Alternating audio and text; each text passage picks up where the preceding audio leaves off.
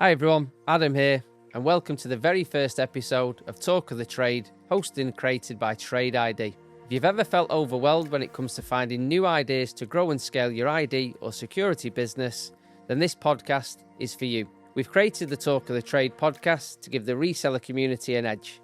We'll break down new technologies so you can confidently take them to your customers, give you practical sales ideas you can use straight away, and simplify existing solutions so you're always seen as the expert. Our goal is simple: give you the knowledge you can actually use to win more business. Let's jump straight into episode 1 with a few familiar faces. Enjoy.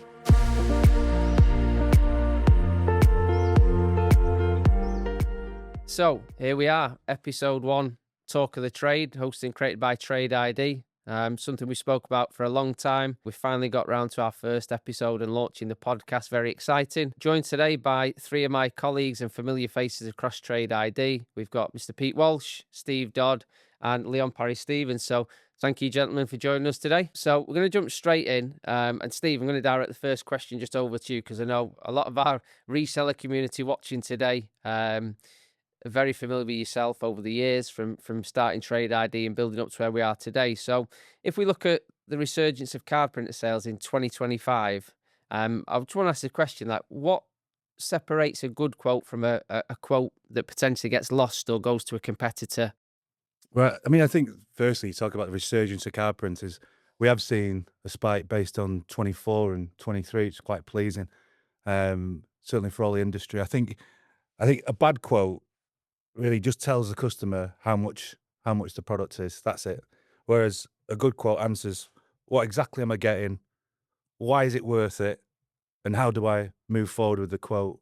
So when I think about quote templates or the templates that you use, everyone's using a CRM system as such, make it clear, use links to videos. You know, we've got great assets that we can share with people that enable them to look at a product, but then click on a link to show a video, which we can help with people with. Put on expiry dates. It creates urgency. You know, we started doing that, and lots of resellers have started doing that, and it forces a client to make a decision a bit quicker. And I think most importantly above everything else is a call to action, a clear call to action on the quote. Show a customer how they move forward, how they proceed with that quote. I'm just going to touch on one of the points you made there about like the videos, obviously kind of putting them in the quote. Yeah. So what kind of videos are we talking about there? If you think about somebody who's choosing an ID card printer, there's hundreds and hundreds of models to choose from. And we can create videos and assets that allow a client to send a quote and then not forward a video, but we can create the video for them in a format that it looks like it's cut just for them. So when you're sending the quote to the client, you could say, you know, I've attached a video, a live demo effectively. So they can see how much the product is, they can see all the benefits, click on the link, and they can see the physical product. Years gone by, we used to go on site with hardware. I remember the first system I sold was nearly £20,000 for. Now it's just not like that. So the idea of traveling to a customer's site 200 miles away for a demo for a printer just isn't feasible. But you can do that online. We can create the videos and assets for you, send it to the client. The client feels that you've cut that video just for them. It feels like it's specific to them. All it's about is making you look like the expert, which I'll probably touch on quite a bit, and improving your chances, improving your conversion rates to win the business. Yeah, I think you made a great point there that, like, when you think of card printers, especially 2026, there's a lot of choice out there. I get just about making sure that reseller stands out. It looks like it's a personalized video approach. Would you agree with that? That's the... Yeah, I think typically customers will go for 1 or 2 quotes. You know, pay-per-click's very powerful nowadays. So you've got to separate yourself from the second company, really. Try and do something that the other companies don't do. You know, it's all about being perceived as the expert. I'd say the expert second time in a day. But by adding videos, it shows the customer you care. It gives them more information. You want to help the client make a decision that's right for them and give them as much information as you can. I always think try and be better. Assume there's always somebody else going into to win that business. Assume you've got competition, and make sure you deliver as much as you can. A quote is an objection. You know, why before sending a quote, ask the customer why. Have I covered everything? Is it, you know? And then really the quote should be sent give them enough information just for you to follow up to say, would you like to proceed?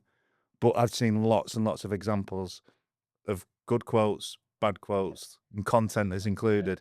Yeah, and the companies that do really well are the companies that spend a little bit of time focusing on what they're delivering to the client.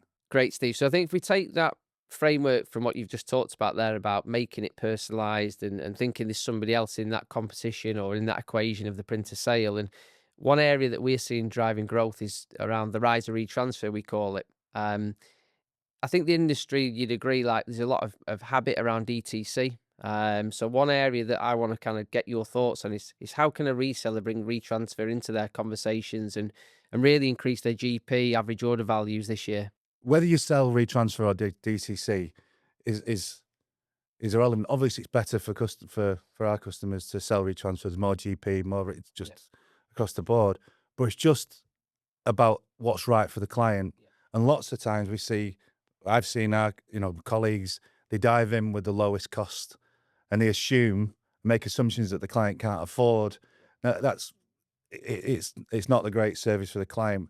I always think try and approach it. It doesn't matter whether they buy it or not.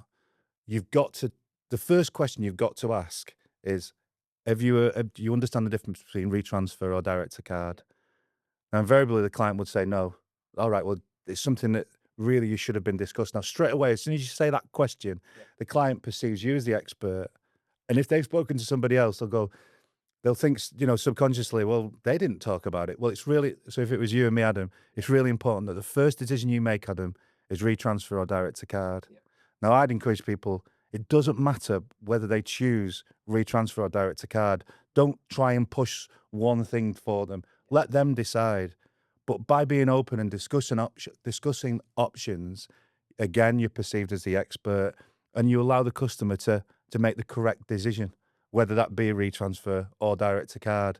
So what I would always say is, by asking the right questions, it will help you sell more retransfer, but it will definitely help you sell more printers. So everybody knows about the questions that we should ask, the card design that you're using, the types of cards that you're using. But one thing people don't often talk about with retransfer is the print quality, strangely. The print quality is much better, but also the longevity of the card. If you're using expensive access control cards and you want them to last 3 years, 4 years, retransfer printing has that tough laminate or the retransfer film. It makes the cards last much longer and they look as good on the 5th year as they do when they're issued. So there's lots and lots of ways that you can help sell retransfer, but just by not assuming, ask open questions and let the customer decide. I think one thing I see a lot of is when people come to us and ask for a retransfer, it's largely because they've bought a direct to card from somewhere and it doesn't do the job. Now, if I buy a plastic card printer off you, Adam, and you sell, and I buy a direct to card, I might be happy you've got a sale £1,000. When I realise it's wrong, I'm coming back to you saying you didn't ask these questions. I'm then going back online, going and finding somebody else. Some of the customers that we've had in the past have come to us, and they've come to us with a problem that the printer that they've purchased off somebody isn't fit for purpose. And straight away we say, well, the questions that should have been asked up front were X, Y, and Z. You need a retransfer. Often the cheapest isn't the lowest cost. It's the people spend a lot more by making the wrong decision. So just open questions. Would you agree, Leon? Yeah, it's just when you mentioned then about the assumption that they can't afford a printer, and a lot of the time the cheapest printer isn't always the most cost-effective printer. I think it's the mindset of the salesperson sometimes thinking the fear of losing the order, whereas if they offer both the direct card and the retransfer machine, then it puts them in a better position, brings them across as the expert, like you said then. I think you've got to rule it out first, haven't you? So you say you don't want to oversell something. If a single feed direct to card machine fits the client's requirements, that should be the one that you should sell. But it might be that a retransfer is that. Well, I would say forget the number of staff they've got. They might only have 100 staff, but need a retransfer. Don't assume. And even if, like I say, don't get disappointed if you don't sell a retransfer. You've got to sell what's right for the customer, not what's right for us.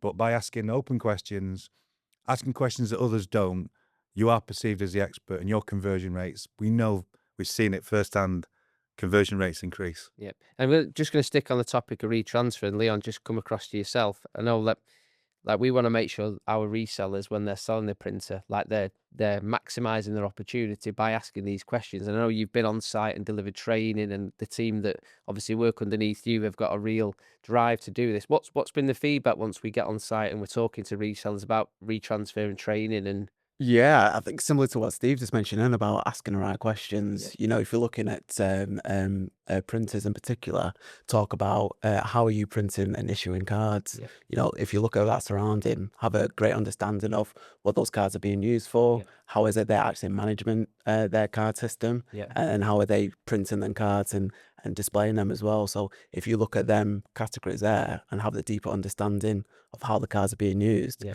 then it helps you have a better understanding of how you can help that customer. for a long term, yeah. Would you agree as well, Liam? By asking these open questions, you find out a lot more about the client, enabling you to sell more product categories, don't you? By asking, what cards are you using? Oh, access control cards, right? It's all about creating some knowledge about the client. Yeah, that's it. And if they're using like access cards, for example, you talk about kind of like it's usually just for door access, but then when you actually have a deeper understanding, it might be for more than door access. It might be for print release. It could be for PC login. It could be anything like that. And that just opens up the conversation a lot more then as well. If I'm a reseller watching and you know I sell hardware, or again I'm a reseller watching that I'm starting my journey in that space, like what three things can a reseller do consistently daily that will really drive their hardware growth this year? One of the best bits of sales training I've ever seen, and also try and teach as well now, is the 3 10s. Yep. So subconsciously, everybody in this room would have done it. If you've ever made a big purchase, Adam, I think this will resonate with you. Subconsciously, the buyer, sales is, if you break down sales, it's about taking a client from uncertain to certain. So they come to you, they're uncertain, you try and get them to certain. So subconscious, try and get them to rate you 10 out of 10 on 3 things. The product, so if it's a printer or readers and cards, ask questions, ask what's important to them. Yep. And then make a recommendation based on what's important to them. So you said you're interested in support, I'm going to recommend something that's got support included, etc. The product. Secondly is the person. Show you're interested, be engaging. How many times have you gone to buy something and you like the product, but the person or the sales rep or whoever it might be has just put you off? You think, well, I'm going to buy, but I'm not going to buy from this person. So the product, the business, the person, then finally the business. Yeah. Talk about your business. They might like the product, they might like you as a person, but you've got to talk about your business. When you're established, how many printers, readers, cards have you sold? Yeah. What pre-sales, what post-sales support can you offer? And when those 3 things are in place, when they think subconsciously, I like the person, I like the business, and I like the product, it really, really allows you then to go and move. And only when you've got those 3 things in place do I then ask for the order. Before that, I don't. I can think of a number of occasions where I've been ready to buy, but I didn't like the person, or I wanted to buy and I didn't like the business. I wasn't convinced it would be there next year. I wasn't convinced about, or it might be the product. Somebody, to go back to a topic before, I know I need something, and they're trying to push something else. Yeah. Sometimes if somebody wants something, that you often, whilst you can talk about other things and make sure they're all right, you need to offer them that product that they're after. That's one for me anyway. I don't know about you guys. Anything else? I could think of 3. Yeah, I mean, again, it just poses a question about asking the right questions. Again, it's rather than just going straight in with the products that you mentioned there, it's asking questions like, what is it you're trying to achieve? Going down there, digging deeper, looking at the pain points, seeing what it is that they're struggling with at the minute. And from there, that's when you can use knowledge to your advantage, and you can look at which route is probably the more benefit to them. You know, if you just go in asking what's your budget, and then you're trying to shoehorn a product to fit that budget, then it's probably not the right thing to do. So you can look at that, take a step back, understand what they're looking to achieve again, and see which direction you're going to take from there. Yeah, I think for me, the third one I'd say, to just go along with Steve and Leon there, is partnership. I think as a TRADEiD reseller, in this security world I'm from, I want a sort of trade supplier who's going to build a partnership with me. And what I mean by that is, I want to produce solutions. I think what we do at Trade, different to maybe some other solution providers, is that the partnerships we drive is, we've got great relationships with manufacturers. We're happy to come to site. We've got product knowledge within our group that I think is really unprecedented. Decades of experience within the team. So we're not just here to shift boxes. I know that's something I hear a lot in distribution, but we're not. We've just released a case study with some of our team with a company called System D, and we've helped with one of our manufacturers drive net new business to that reseller community. So I think, just to back up Steve and Leon there, I think all of those things are brilliant. But for me, one of the real key things is that true partnership. Why do I want to partner with this distribution company? What's in it for me? To be honest, I'm an installer. I could place my business with different partners out there. So I think that for me is a real key driver for trading as a group across ID and access control and security. A lot of people will send the quotation, and when they've sent the quotation, hopefully you've done everything we've discussed in this chat before, but asked open questions, understand the objection of asking for a quote. But I think the follow-up period, so that time between when you send the quote and when the client places the order, that is the time when you really need to go to work. Yeah. So consider that time the most important, and it goes full circle. Follow it up with straight away ring them up, send some physical samples. So you might have sent a video, which we talked about before, Adam. Yeah. But I think when we do the videos, if it's an ID card printer, we'll present a card to say, this is what your card looks like. The missing point is the customer doesn't actually see that physical card, but we've got assets that we're going to be sharing with our customers where we'll share the video and we'll share the physical samples. So you can send a quote, include the video, but that same day, post a physical sample. So you follow up the following day and say, hi, Anne, did you receive your quote? Did you see the video? Right, you should also receive the sample. The card that was printed in that video has been sent to you. You should have it today. Really, all those things. Yeah. Just do things a little bit more than the next person. You're perceived as the expert. It improves your conversion rates. And we've got all the assets that we can give these customers. It's not going to cost them any more. It just makes we can just polish the process and help them do that, but it definitely works. Yeah, perfect. I think just to close off that hardware theme, should we say then, with the last question. So the three things were the three tens: ask better questions, get your follow-up process right. And if you take Pete's point where we're blending those partnerships, it's utilize all that extra support. So, from sales, marketing, manufacturer visits, training, that's the real way that you can drive that growth in. Switching it still within ID, but moving it away from hardware. And one for you, Leon. I know obviously you've managed that team daily where we're really trying to drive this forward. What can a reseller do to add more revenue in the ID space this world? If we remove hardware, what do you see happen daily that you think I need to improve and resellers can improve? So it's probably understanding, again, like if you look at the average sale that you get in the business, is it one line that people are ordering at the time? Is it one pack of lanyards, for example? Understanding what are they using them products for, and looking a bit deeper into that. Using data for your on your side, dig a bit deeper to see, okay, right, what else could I potentially look at on this side, and exploring that a bit further.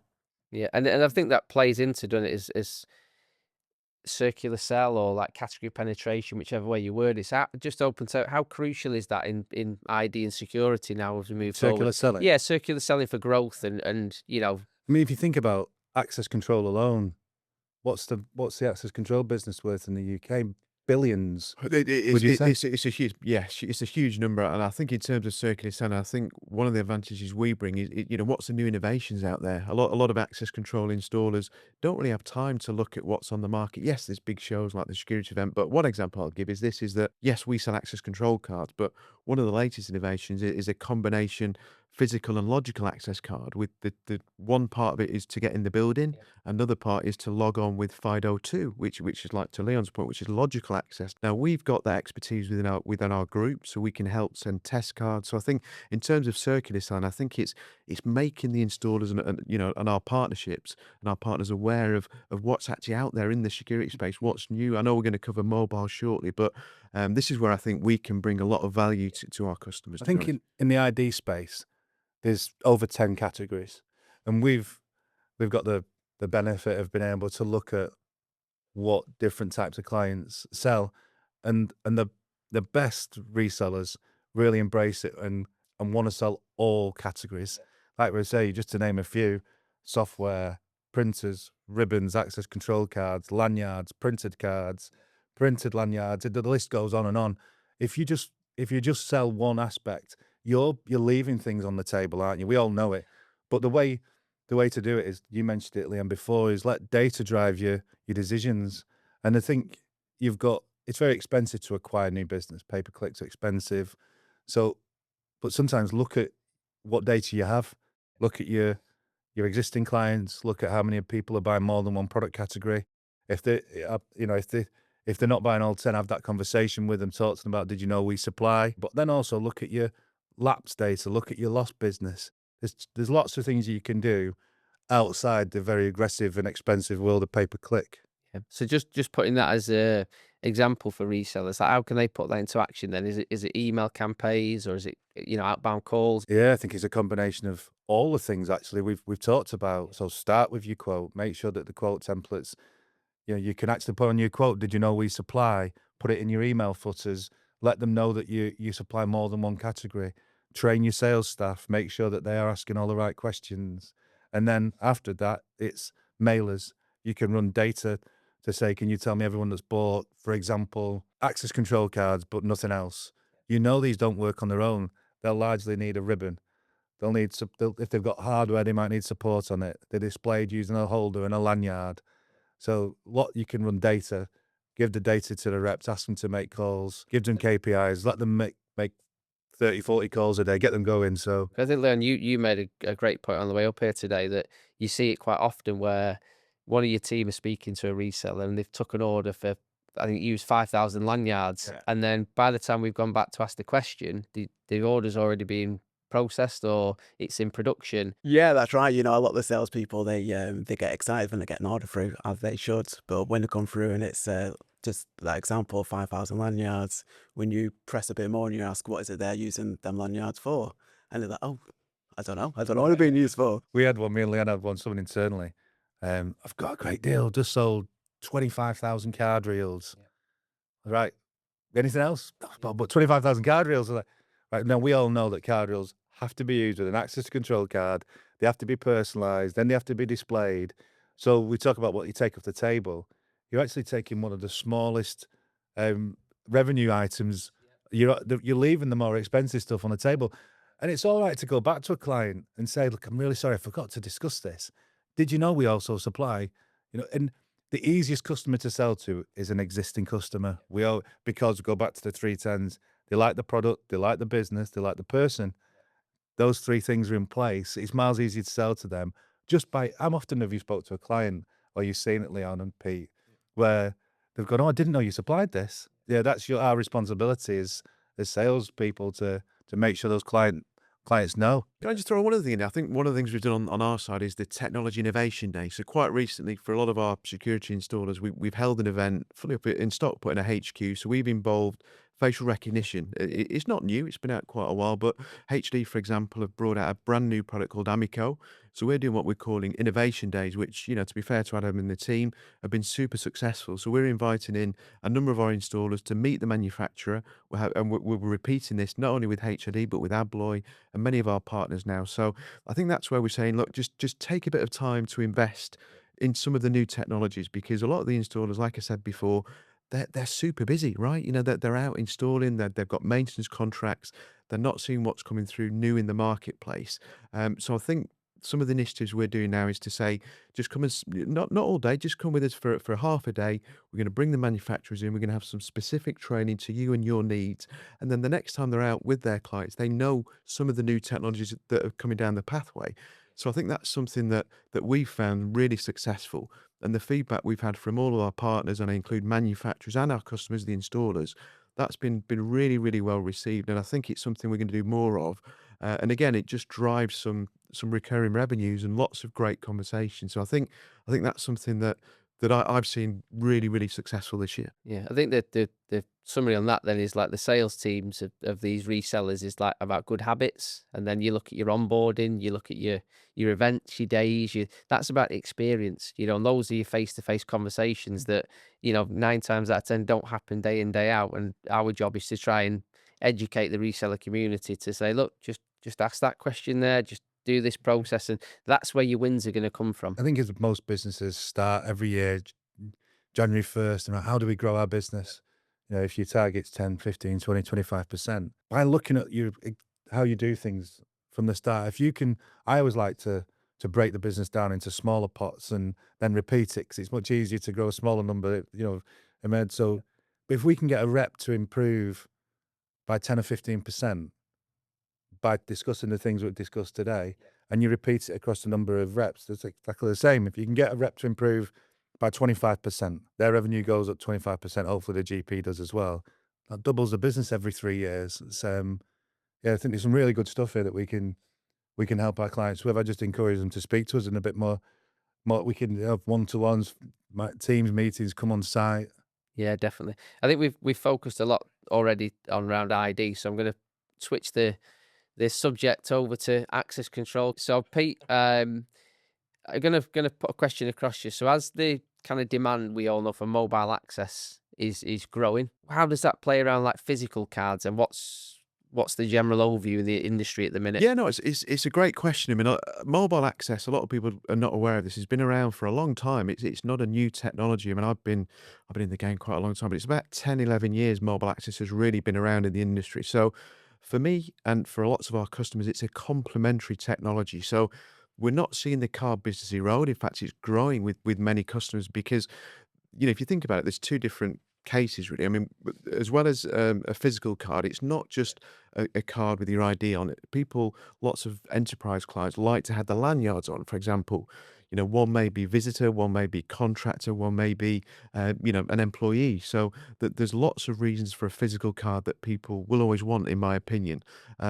In terms of mobile access, we have seen it grow. The adoption is growing, but the take-up has been a little bit like the analog CCTV transition to IP video.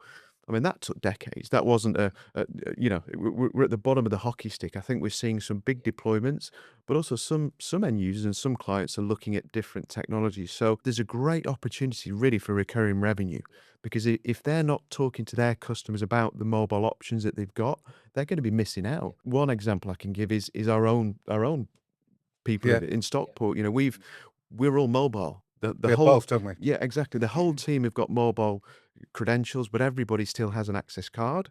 So some demographics don't want to use mobile, some do. And there's lots of positives to mobile access. You know, you think about it, you've got operational efficiencies, you know, over-the-air issuance. You've got security. You can use facial recognition and dual factor authentication.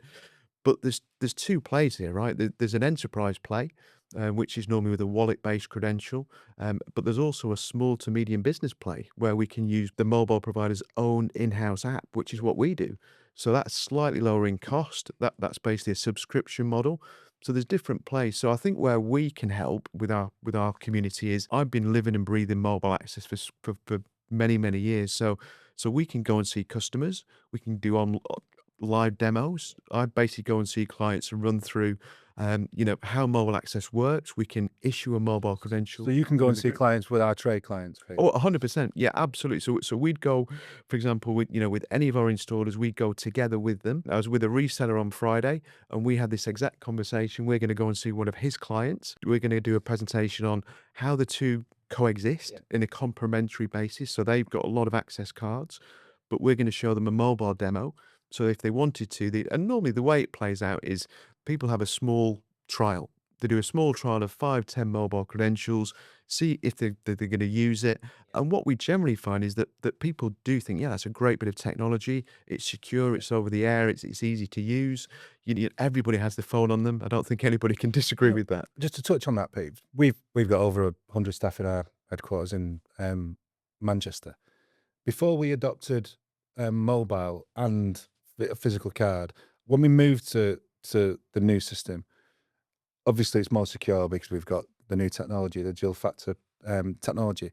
But before then, our data in terms of people coming in, tracking who was in what room and when, wasn't as good as it is now, because the amount of times people left their ID card at home, people just think the initial problem is you have to then ring the intercom, we'll let you in. Yeah. But it's then tracking them all day.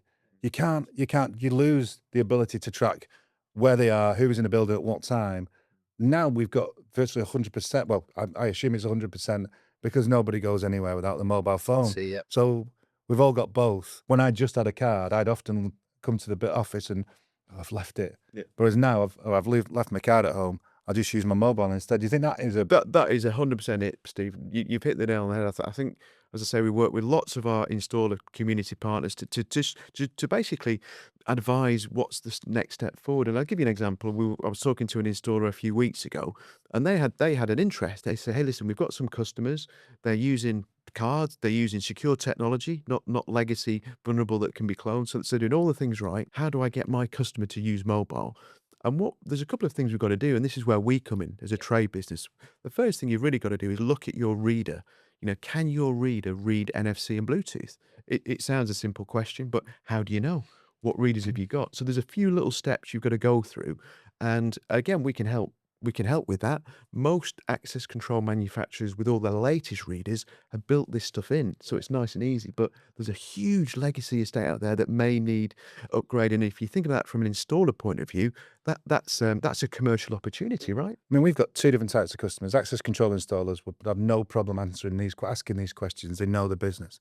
But then our ID customers as such, they've got the same customer base. Yep. They may not have the knowledge or the understanding to ask these questions. Sure. That's where you come in, isn't it, Pete? Yeah, and not just myself, Steve, but Yeah. a lot of members of the team. We're all trained and know the product super well, and exactly what we will do is we will go to site. Again, that's something that we welcome. We want to come to site. We want to work in, and I'm going to keep using the word partnership, because a lot of the end users, they need a bit of guidance on this journey. It's not a simple journey. If somebody says, "Hey, great, I love mobile access, but can I put it inside my Apple or Google Wallet?" I mean, 5, 6, 7 years ago, the answer was no, but the answer now is yes. But then again, the question is, how do you do that? And it's not as straightforward as you think. So there's lots of value adds that we can bring in. But to Steve's point, we want to get involved in this technology. And if you're not having the conversation with your end users as an installer or reseller, then you're missing out. I think one of the big things me and you've generally spoken about for weeks is a lot of these people watching in the community have got aging credentials within the database. So your older legacy cards. Now, what we don't want to happen is them cards should just keep being reordered. We want to be challenged, want the questions to be asked confidently. And again, that plays into, what you were saying there about how we can help. And also, I think if we look at the transition now, I think there's more wider business objectives that people are looking at or can use within their pitch or their approach. So sustainability, user experience are the two that come to mind. That a lot of businesses are adapting, and saying that's what we want to do. And if that can have that mobile access input in there, I think that's another play really, isn't it? Well, it is, yeah, absolutely. I think one of the biggest questions to be asked in our industry is somebody using a secure card? Because we all know around this table that low frequency procs, I think everybody knows, a lot of people are aware that that's an unsecured technology. You can buy a very, very low cost cloner from Amazon for less than £50 now. So you can literally grab hold of that, copy somebody's cards, and you're in a building. So listen, some people see that as not too much of a risk, but it is a risk. Somebody took a card to Timson's as part of their penetration tests and then circumvented it. So I think as a reseller installer, you've got to be aware of this so that, we're here to help. So we always say, send the cards in. We can analyze the card. And the strange thing is that if you've got the right reader technology to read the latest and greatest of DESFAR EB3 or basically CIOS, any of these super secure technologies, it's the right thing to do. It's the right migration path. And we're here to help you go down that journey. I think to tie this into an earlier topic, all of our customers, we've got our customer base, we try and protect them. When no one's going to stop, over time, people will move to new technologies. If you don't speak to your existing clients, over time, they're going to move from an access control card from Procs, to a secure card, to mobile, or to mobile and card. You've got to, if you don't speak to them about these things now, they're going to move and you're going to make the call and you're going to say, unfortunately, we've switched. You've lost it. So some of my most loyal customers would always say, we always would stay with you because you'd bring relevant information to me. So I wouldn't then have to go and search on Google. If your customer's searching for topics on products you sell on Google, you run the risk of losing. So keep them up to date. By not sharing this information, you are allowing them to go and buy from elsewhere because they will. Can I make one of the points? I just want to make the point about there's obviously now a new chip shortage, which I think is worth mentioning on this podcast because we've seen it before where there's a chip shortage and it's a serious chip shortage, not just for the security industry. And that has a real knock-on effect where, the whole supply chain is affected. And again, just to talk about mobile, I think you've got to put in some contingency. I'm not talking about bulk buying, but just be aware of it. If your client's buying 5, 6, 7,000 cards a year, every November or December, you need to get ahead of that. And that's where we can help on that. We can put bulk stock orders in where we can sort of hold those cards for you and your customer. But again, it makes the mobile piece interesting, doesn't it? Because the mobile piece isn't relying on chipsets.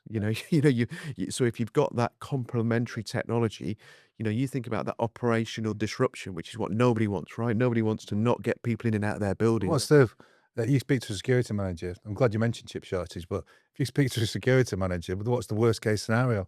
They have to open doors. Exactly. I mean, that's a security breach, isn't it? We're talking to people providing these through our reseller and installation companies. They've got to be aware of this and got to be giving that message. And hey, listen, even if the customer says mobile isn't for me in 2026, that's no problem. But just make them aware, give them a trial. Maybe it is 2027, but I think we've got to be getting that information to our customers. And I think that's something we talk a lot about. Both sides of ID and access. We used it earlier on, challenging confidently. Like, don't just do the day-to-day habits, the repetitive orders, and just place the order without questioning. Like, those are the things that are gonna, like you said before, make you look like the expert, give you those new opportunities. And like you said, if you're not asking the question, somebody else will be. I think is the overriding message. So just Pete, just to finish off for yourself there. So mobile access and resellers, like how can they increase revenue with mobile access? The key to mobile access is the fact that it's a recurring revenue stream for them. So obviously cards are as well, because people replenish the cards, but the mobile access piece is that normally through most of our mobile supplies is that if you're working with a customer, every year they're going to look to replenish. Well, some of the business models are basically a subscription model, so it's a little bit like a Netflix model, but you're doing it annually. So every year, if you've got 100 subscriptions, every year you're gonna basically renew it. So every year you've got that stickiness of your clients coming back to you. On top of that, if you can move into the wallet piece where you've got an activation-based billing, that's even better in some instances because you're getting a regular monthly income. So I think the piece around that is it's going to increase your revenues because you've got that recurring revenue constantly coming in. And if you're not doing it, like we've all said before, someone else is going to do it. Would you say it more than doubles? Because if you're selling your access control card still, Yes. but you're only replacing access control card often when they're lost. Whereas with a mobile credential, you're charging for it annually every year. So I mean, it's probably too early to start looking at the stats, but I would have thought it over doubles your revenue on a I think it's card a or great mobile. chance. I would say probably more so because Yeah. I mean we're a good example, aren't we? Where we, and other clients I've worked with through the reseller team is that they tend to start off with a set number of mobile credentials and then it goes up. We've not seen cards drop, cards of access control card sales, and I think at some point there was a risk that this would be a threat to our business. Yes. I think it's actually the biggest opportunity we've got. I think it's been, for 20 years. We started seeing procs, which was a big jump from the old technology. We started to develop more, but now I think this is the biggest development in access control for a long time in terms of our ability to generate more revenue. So in fact, it's not a risk or a threat. It's actually a huge opportunity. I'd encourage everybody to embrace it. And if I think you mentioned it a lot more eloquently than me, the way you mentioned it, Adam, but you said about the fear of asking the question. Don't be afraid to challenge, and if you are, just seek our help. With Teams since COVID, one thing it did do, it allowed us to really work on Teams better, and we can tap professionals in from our side, which we can go on behalf of our clients and talk with confidence. Yeah, the last thing I'd make on the final wrap up for me on this is we see a lot of technology partners of the mobile access manufacturers who are now doing building management apps and things like smart buildings is a buzzword in the industry, but it's true. A lot of buildings in London are using apps for mobile access. They're using it for ordering their lunches. They're using it for building management and maintenance. So we're seeing an evolution really of that app and being used for many, many things such as building management. So I think, again, we're working with all of these technology partners that we can work with partners on. So I think, almost the opportunities are endless. But I think for the reseller installer community, you've really got to jump on this and embrace it, like to Leon's point, and just be aware of what's going on. And we are here as the subject matter experts to help you. As we talk about access and ID as two different types of sectors. So one thing straight away, any of our ID card customers, could send a mailer to every single person that have ever bought any form of tech card, just to say, did you know we supply, have you considered mobile? Do you know we can help? Or just a short question. You want to get them to reply, and then you can follow up with a call to say, yeah, I can introduce, and that's where we can help you. But that's one thing, if anyone listening to the podcast today could do straight away, is send a mailer to talk about mobile to anyone that's ever bought a card. The opportunities are endless. What it does is gives you the opportunity to essentially double revenue, but also protect your clients. Yeah. Sometimes it's hard to find topical points to discuss with clients, stuff that's relevant and new. This is one that you can speak tomorrow with everyone that's ever bought a card. Yep, I think that's fantastic points throughout the episodes. I think just to summarize, for what we've spoken about today, a lot of action steps in there that, get on the front foot, really look at your data, really look at what happens day to day, challenge those customers, confidently. Don't feel scared, like you said there, of that. And then with those opportunities that are coming back up, use the assets of TRADEiD. That's why we are a specialist distributor. It's years and years of work day to day, to build that up. And, Leon and his team are there to help you, to take advantage of these opportunities. So on that point, I'm just going to put a bit of a plug in there that the three of you are at the security event in Birmingham at the NEC at the end of the month. Anybody that's watching is there and you want to have a chat to the team about photo ID opportunities, access control, mobile access, Amico, any of these bigger plays, then, reach out in advance. And I'm sure all three of you be happy to have a conversation. Absolutely. And all with our partners are there, so we can take people over to our partner stands as well. The manufacturer, I would love to get involved. Yeah, absolutely. Please give us a shout. Yeah, I agree. I think the important thing is we can put the manufacturers in front of our customers, so they're perceived as having a stronger connection with the manufacturers as well. And we've got the beauty of being in the industry for such a long time. Yeah. We can choose products that are right for our customers and their customers, not that's right for us. We've got such a broad range and a fantastic base of manufacturers we work closely with. Fantastic. Well, that brings us to the end of today's episode. Thank you for the three of you, obviously, for your time today. Just on a personal milestone, I think it's fantastic we've got to this point, because it's something we've had in the pipeline for a long time that we've really felt, we can do at TRADEiD, which is show why we're different to the other industry. So again, from the three of you, thank you there. Like I said, if you are watching, you're going to TSE, then stop by and say hello to the three of you guys. That brings us to the close of the episode. So episode 2 will be out shortly. A few familiar faces from the HID Packs team. So thank you again for the three of you for today.